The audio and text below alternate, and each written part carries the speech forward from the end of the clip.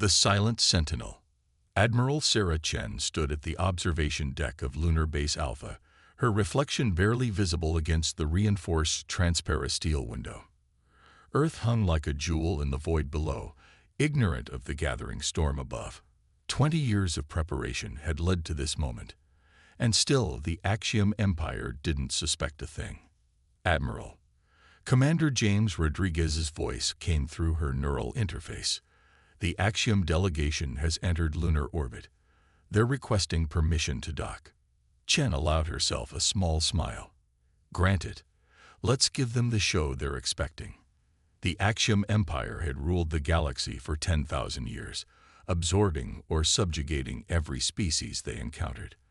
When they discovered Earth 50 years ago, they had dismissed humanity as primitive, barely worth the effort of formal subjugation.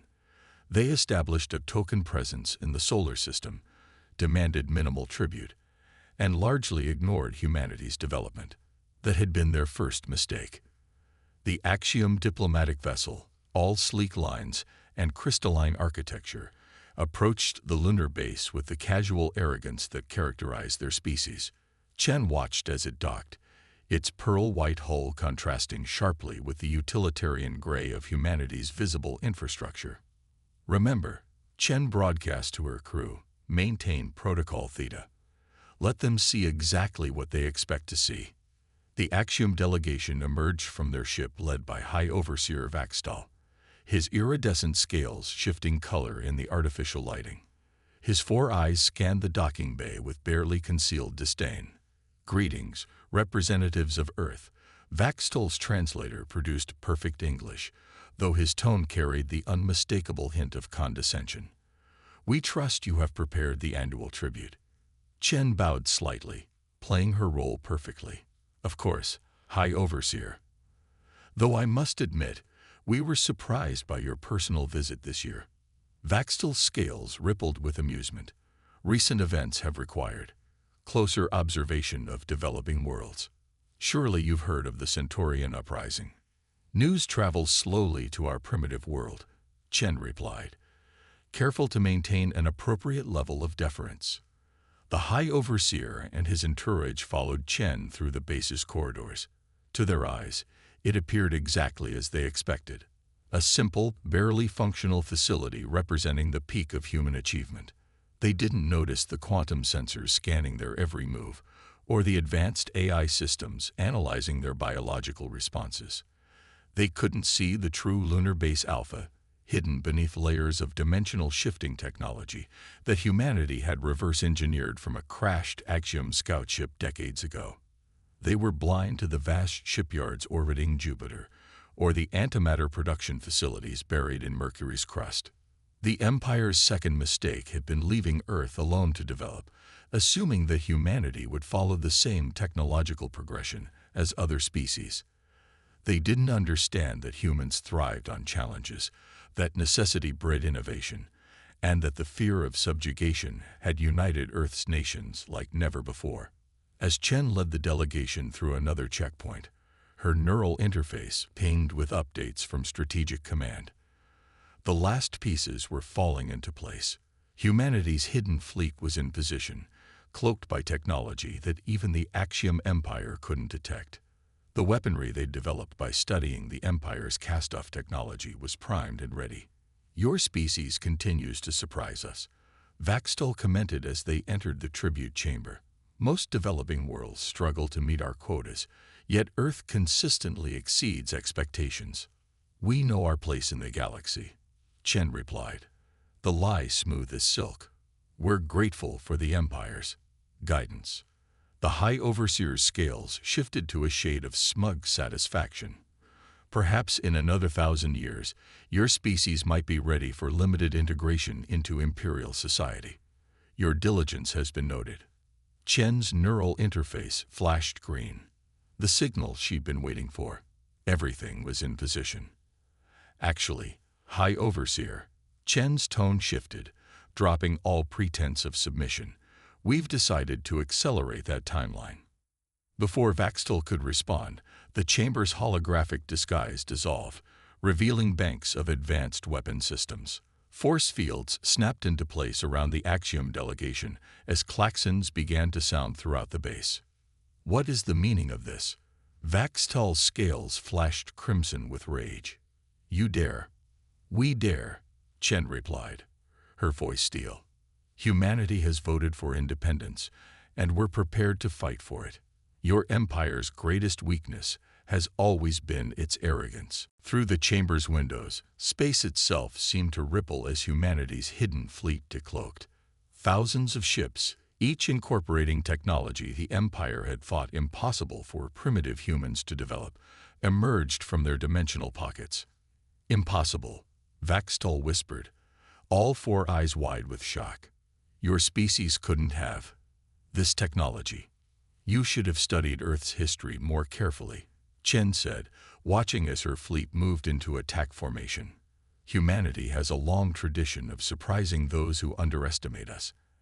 And now, High Overseer, we're going to have a long discussion about the future of Earth's relationship with the Axiom Empire." As if to punctuate her words, the first salvos of humanity's liberation fired across the solar system, targeting the Empire's token defense force. The night sky lit up with weapons fire, marking the beginning of humanity's emergence onto the galactic stage. The Empire's final mistake had been assuming that humanity would accept subjugation forever. They were about to learn just how wrong they had been. Operation Thunderclap. The next 48 hours transformed the Sol system into a war zone.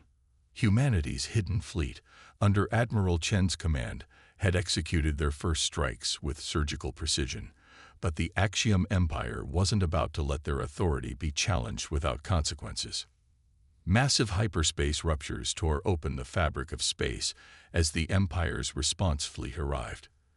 Their capital ships, each the size of a small moon, emerged from the dimensional tiers like ancient leviathans awakening from slumber. The Empire's message was clear: resistance would be met with overwhelming force. Multiple signatures detected.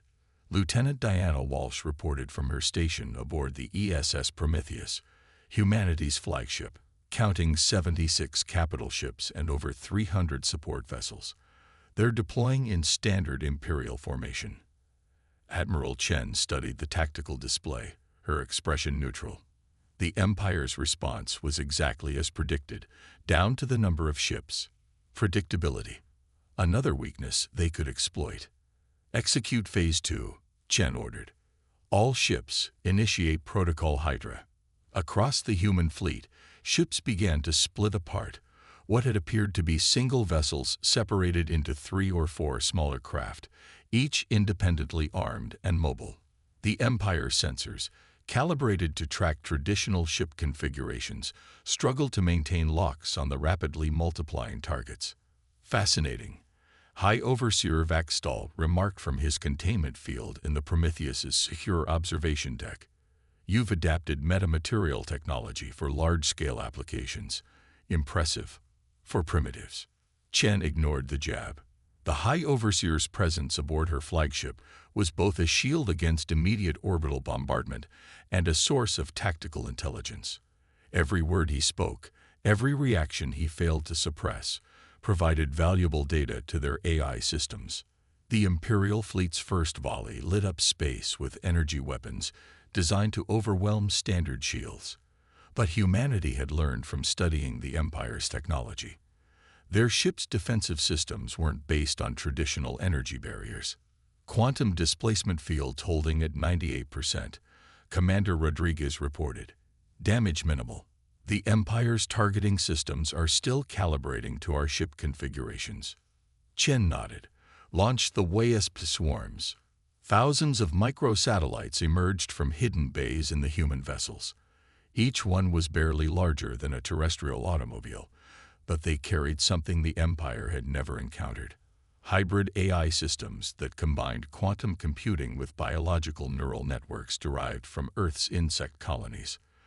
The WASPs moved with uncanny coordination, forming complex three-dimensional patterns that confused Imperial targeting systems. They darted between the massive Empire ships, their small size and incredible speed making them nearly impossible to track. What manner of drones are these? Vaxtall demanded, his scales shifting through patterns of confusion and concern. Their movement patterns are organic. We took inspiration from Earth's smallest creatures, Chen replied, allowing herself a moment of pride. Your empire was so focused on grand displays of power that you never considered the potential of mimicking nature's most successful survivors. The Wasps began their attack runs, each swarm targeting specific vulnerabilities in Imperial ship design that humanity had spent decades studying. They weren't trying to destroy the massive vessels, merely disable them. All ships, execute precision jumps on my mark, Chen ordered. Humanity's vessels had been equipped with modified versions of Imperial FTL technology, allowing for short-range tactical jumps that the Empire considered too dangerous to attempt. The human fleet blinked out of existence for a fraction of a second, reappearing inside the Imperial formation. The Empire's massive ships, designed for long-range combat, suddenly found themselves in a point-blank engagement they were never meant to fight. Your species is either brilliantly innovative or suicidally foolish, Vaxtall observed as the battle unfolded. Possibly both. The battle transformed into a complex dance of technology and tactics. Imperial ships fired their primary weapons, but the human vessels were never where they aimed. The Wasps continued their precision strikes, targeting engines, weapons, and communications arrays. Multiple Imperial vessels showing critical system failures, Walsh reported. Their formation is breaking down. They're attempting to regroup, but the WASP swarms are disrupting their coordination. Chen activated the fleet-wide command channel. All ships, prepare for Phase 3. Target these coordinates with temporal disruptors. This was the moment of truth. The Empire didn't know that humanity had discovered the temporal properties of their FTL drive's exotic matter cores. When destabilized in precisely the right way, they could create localized time dilation fields. The human fleet fired in perfect synchronization. Beams of concentrated exotic particles struck key points in space around the Imperial formation. For a moment, nothing seemed to happen. Then space itself began to twist. Impossible. Vaxtall's scales turned pure white, a sign of absolute shock in his species. You've weaponized temporal mechanics. The theoretical complexity alone. We had 50 years to study your technology, Chen replied. 50 years of being underestimated and ignored. Did you really think we wouldn't make the most of that time? The temporal disruptors created bubbles of slowed time around key Imperial vessels, trapping them in moments stretched to near infinity. It wasn't permanent. The effect would collapse in hours, but it didn't need to be permanent. It just needed to last long enough. All ships, begin targeting their command and control nodes, Chen ordered. Let's show the Empire exactly what humanity is capable of. As the battle reached its crescendo, news of the engagement was already spreading across Imperial communication channels. Humanity's hidden fleet had revealed itself, and their first major engagement was becoming a shocking victory. But Chen knew this was just the beginning. The Empire would return with an even larger force, better prepared for humanity's innovations. The real war was about to begin, and humanity would need every trick, every innovation, and every ounce of determination they possessed to win their freedom. The stars themselves seemed to bear witness as humanity's first major battle for independence unfolded, marking a turning point in galactic history that no one, except perhaps humanity itself, had seen coming. The tide turns. Imperial High Command was in chaos. For the first time in over 2,000 years, a primitive species had not only resisted Imperial might, but had inflicted significant damage on their fleet. The massive crystalline chambers of the Imperial flagship Eternal Dominion echoed with angry debates and desperate strategizing. Supreme Commander Ixtaller, leader of the Empire's military forces, stood before the Imperial War Council. His scales rippled with barely contained rage as he reviewed the battle footage from Sol. These humans, he hissed, have made us look like foolish children playing at war. They must be crushed, completely and utterly. The Empire's response was unprecedented. 500 capital ships, 3,000 support vessels, and 2 planet-killer platforms emerged from hyperspace at the edge of the Sol system. It was the largest fleet deployment in Imperial history. Aboard the ESS Prometheus, Admiral Chen watched the tactical displays with grim determination. "They'd brought exactly what we expected," she noted. "Activate the Helios protocol." Deep within Mercury's core, massive antimatter reactors hummed to life. The smallest planet in the solar system had been transformed into humanity's greatest weapon, though the Empire didn't know it yet. "You cannot hope to stand against this force," High Overseer Vaxtal warned from his containment field. "The Empire has never deployed such might against a single system. Surrender now, and perhaps some of your species will be spared." Chen's response was interrupted by a priority transmission. The holoscreen showed Dr. Yuki Tanaka, head of Project Helios, her face illuminated by the glow of Mercury's core reactors. "Admiral, the gravitational tether is ready," she reported. "But we'll only get one shot at this." Chen nodded. "Begin the sequence, Doctor. All ships, move to designated safe positions." The Imperial Armada advanced into the solar system, their weapons charging. Energy readings indicated they were preparing to glass Earth's surface, standard Imperial protocol for dealing with rebellious worlds. What happened next would be studied in military academies across the galaxy for centuries to come. Mercury began to glow, not with reflected sunlight, but with an inner radiance that grew steadily brighter. The planet's carefully engineered antimatter core reached critical mass, creating a controlled reaction that transformed the entire planet into a gravitational lens. "By the first stars," Vaxtal whispered, his scales shifting to a deep blue of awe and terror. "You've transformed an entire planet into a weapon." The gravitational lens focused and amplified the sun's energy, creating a beam of concentrated solar plasma that cut through space like a celestial sword. The Imperial fleet, arranged in their traditional tight formation, had no time to react. Dozens of capital ships vanished instantly, their advanced shields useless against the raw power of a focused star. The Empire's neat formations dissolved into chaos as ships desperately tried to escape the beam's path. "All ships, execute Operation Scattered Thunder," Chen commanded. Humanity's fleet burst into action. They had trained for this moment, practiced these maneuvers countless times. Each ship knew exactly where to be and when, taking advantage of the chaos created by the Helios beam. The Empire's remaining ships attempted to regroup, but humanity had another surprise waiting. Quantum-entangled satellites, hidden throughout the solar system, activated simultaneously. They created a web of artificial gravity wells, trapping Imperial ships in a complex network of gravitational distortions. "You've mastered quantum entanglement on this scale." Vaxtal's voice carried genuine respect now. "Even the Empire only uses it for communication. Humanity has always excelled at finding new applications for existing technology," Chen replied. "Your Empire's mistake was assuming we would develop along the same paths as other species." The battle transformed into a brutal dance of innovation versus tradition. Imperial ships, trapped by the gravity web, found themselves unable to maintain their usual tactics. Humanity's smaller, more agile vessels darted between them, striking with precision and withdrawing before the Empire could effectively respond. But the Empire hadn't ruled the galaxy for 10,000 years without learning a few tricks of their own. The 2 planet-killer platforms, hanging back from the main battle, began charging their primary weapons. "Energy spike detected," Lieutenant Walsh reported. "The platforms are targeting Earth directly." Chen's expression remained calm. "Execute final protocol."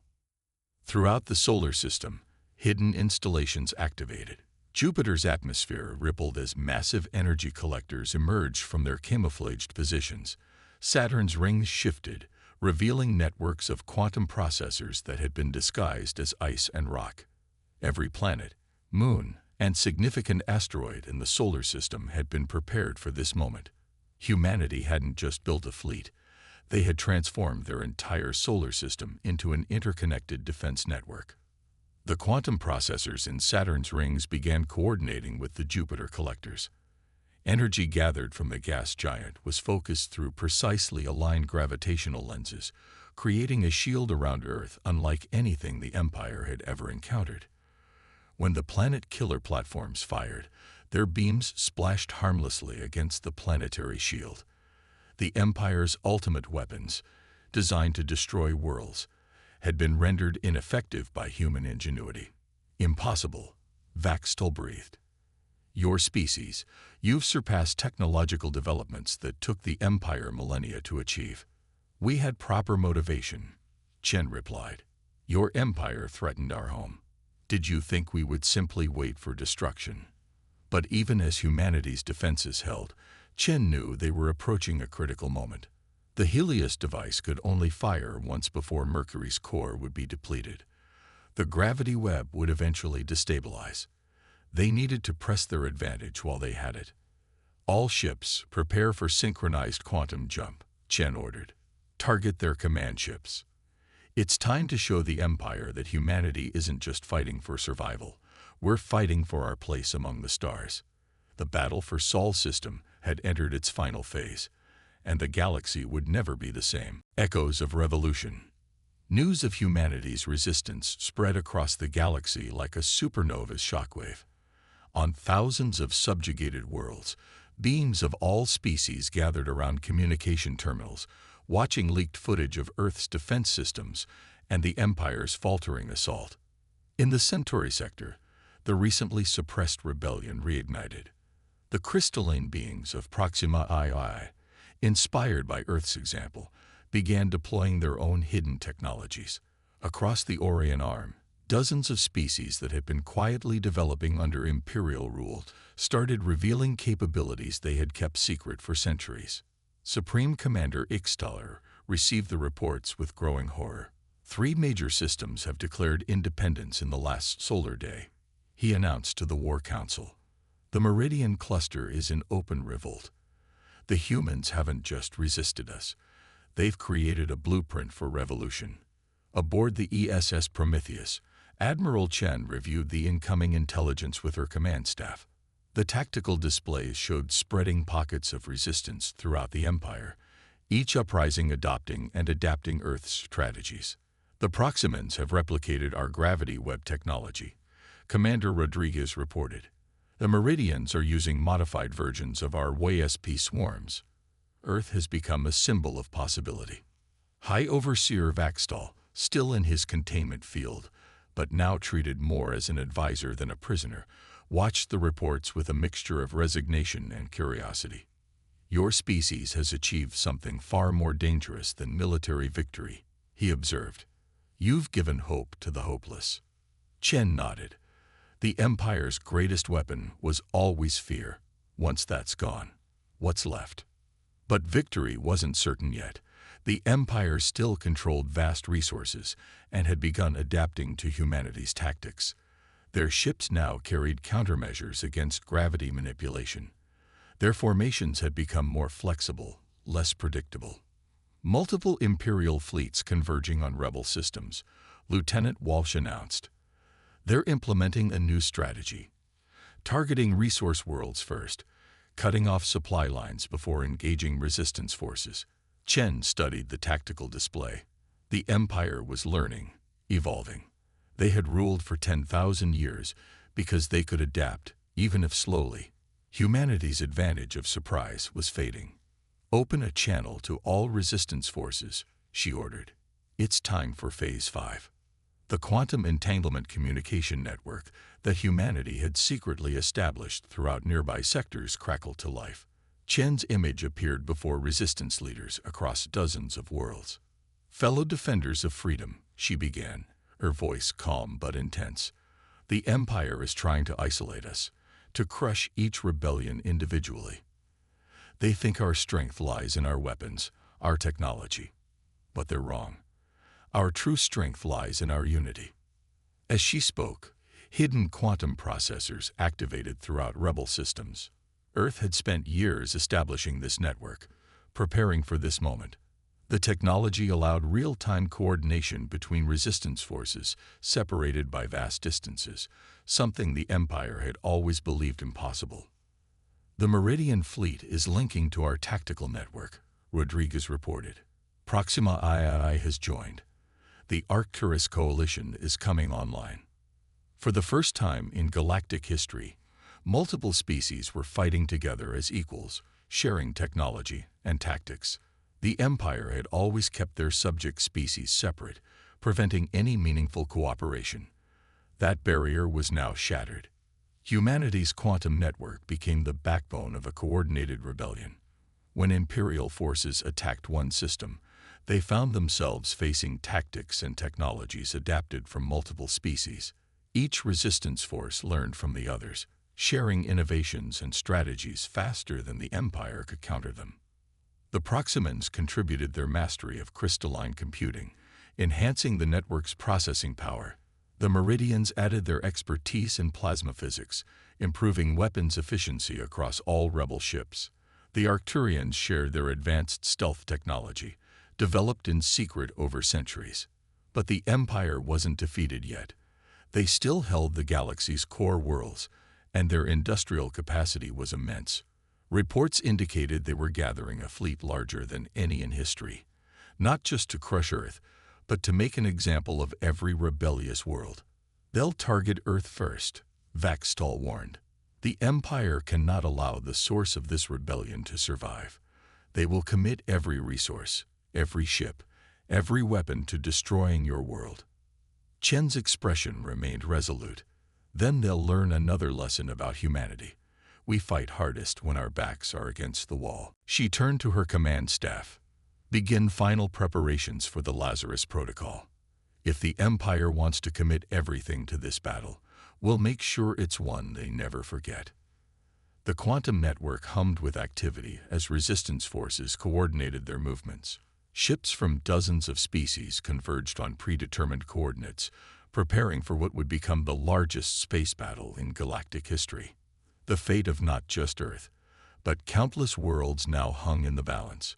The Empire's invasion force was gathering, bringing with it weapons that could crack planets and extinguish stars. But they were about to face something they had never encountered before: multiple species fighting together, sharing their strengths, united in purpose. The final battle for freedom was about to begin, and the galaxy would never be the same. Dawn of a new era. The Imperial Armada emerged from hyperspace like an artificial constellation, their ships so numerous they dimmed the light of distant stars. Over 10,000 capital ships, accompanied by countless support vessels, surrounded the Sol system. At their center, the Emperor's personal flagship, the Eternal Throne, prepared to witness humanity's punishment personally. Emperor Zaxthor, supreme ruler of the Axiom Empire, had never before left the Imperial throne world. His presence signified the ultimate response to what the Empire saw as an intolerable threat to their dominion. "All rebel systems will be reduced to atomic ash." The Emperor's transmission echoed across all frequencies, starting with Earth, the source of this contamination. Admiral Chen stood on the Prometheus's bridge, watching the largest fleet ever assembled in galactic history prepare to destroy her homeworld. Behind her, High Overseer Vaxtall had been quiet, his scales shifting through colors of amazement and concern. "Your species fought well," he offered, "but surely you see the futility now. The Empire has committed its entire military might to this battle." Chen's lips curved into a slight smile. "That's exactly what we were counting on." Throughout the Sol system, hidden quantum processors activated. Jupiter's storms intensified as energy collectors reached full power. Saturn's rings began to glow with accumulated energy. Even distant Pluto, long dismissed as insignificant, revealed its true nature as a massive quantum computing hub. "Execute Lazarus Protocol," Chen commanded. "All resistance forces, synchronize your quantum networks." Across the galaxy, every rebel world activated their own processors, connected through humanity's quantum entanglement network.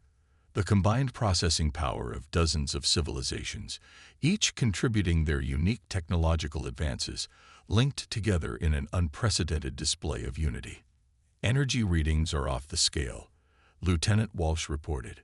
The network is stable. All systems are synchronized. What happened next would rewrite the laws of warfare in the galaxy.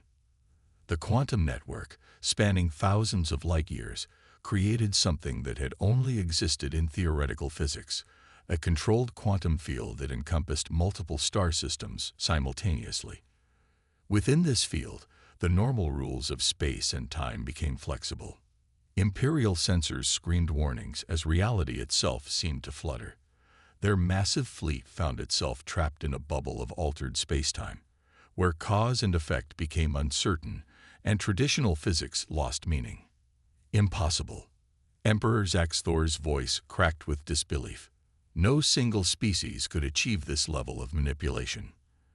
"You're right," Chen replied, broadcasting on all frequencies. "No single species could. But we're not fighting alone anymore." The combined rebel fleet emerged from quantum space, their ships enhanced by shared technology. Proximan crystalline computers guided their targeting systems. Meridian plasma weapons pulsed with unprecedented power. Arcturian stealth systems made them nearly invisible until the moment of attack. But humanity's greatest contribution wasn't their technology, it was their strategy. "All ships, execute final convergence," Chen ordered.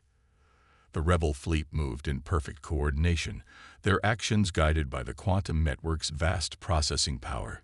Each ship knew exactly where to be and when, creating patterns of attack that existed in 4 dimensions simultaneously. The Empire's massive fleet, despite its overwhelming numbers, found itself fighting an enemy that seemed to exist everywhere and nowhere at once. Traditional tactics proved useless against forces that could coordinate across space and time itself. "Your Empire's greatest mistake," Chen broadcast to the Emperor, "wasn't underestimating humanity. It was failing to understand that true strength comes from unity, not dominance." The battle that followed would be studied for millennia to come. Imperial ships, trapped in the quantum field, found their advanced weapons disrupted by physics they didn't understand. The rebel fleet struck from multiple vectors, their attacks coordinated with impossible precision. Emperor Zaxthor watched in horror as his invincible armada began to crumble. "What have you done?" he demanded. "We've given the galaxy what it always needed," Chen replied. "A chance for something better." The quantum field began to pulse with accumulated energy. At precisely calculated points throughout the Imperial fleet, spacetime itself folded, creating passages that led to empty regions of space thousands of light years away. Ship after ship vanished, transported far from the battle, their crews alive but stripped of their ability to continue fighting. "You could have destroyed us," Vaxtol realized, his scales showing deep blue understanding. "Instead, you chose to disable and disperse our forces. Why?" "Because this isn't about destruction," Chen answered. "It's about change." As the last Imperial ships vanished through the quantum corridors, the combined rebel fleet surrounded the Emperor's flagship. The message was clear: the age of the Empire was over. In the days that followed, representatives from every rebel world gathered on Earth, chosen as neutral ground for its role in sparking the revolution. They began the complex process of establishing a new galactic order, one based on cooperation and mutual respect rather than dominance and fear. The quantum network that had won the war became the foundation for a new form of galactic governance. Each species contributed their unique perspectives and technologies, creating something greater than any one civilization could have achieved alone. And at the center of it all was humanity, not as conquerors or rulers, but as catalysts for change. They had proven that the path to the stars didn't have to be paved with conquest and subjugation.